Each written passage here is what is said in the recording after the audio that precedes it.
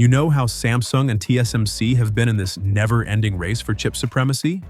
Well, for the longest time, it hasn't even felt like a race.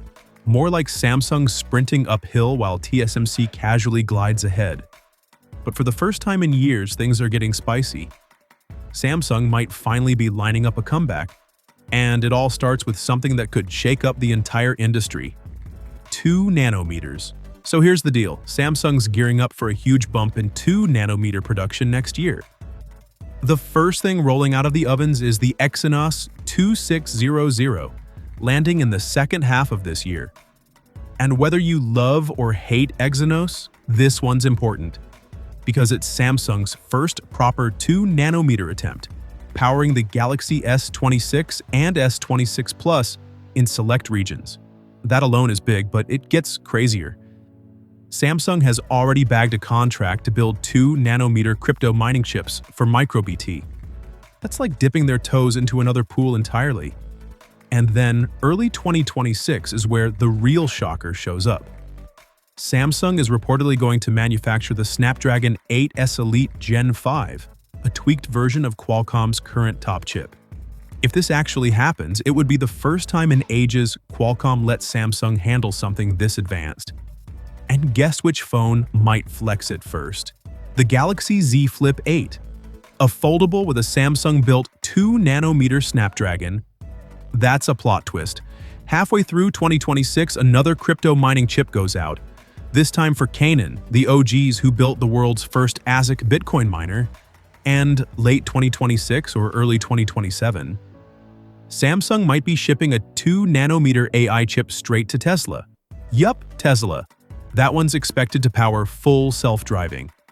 Imagine Tesla's running on Samsung silicon. That's a pretty wild shift.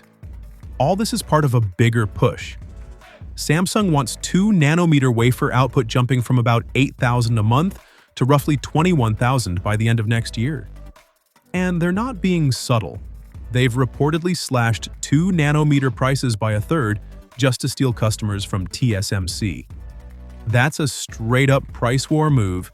Now, while all of this is happening behind factory walls, Samsung's hardware roadmap is quietly leaking through internal software testing. And these model numbers give us early clues about next year's flagship lineup. The S series, getting refreshed. The foldables, still alive and kicking, but with a twist. Samsung is doubling down on both the Flip and Fold series, which pretty much confirms that foldables aren't going anywhere.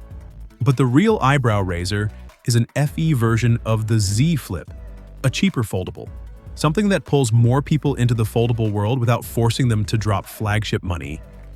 And of course, the Z Fold isn't getting axed. Samsung still wants that big, premium tablet-in-your-pocket category alive. So yeah, the next couple of years might be the most important for Samsung in a decade.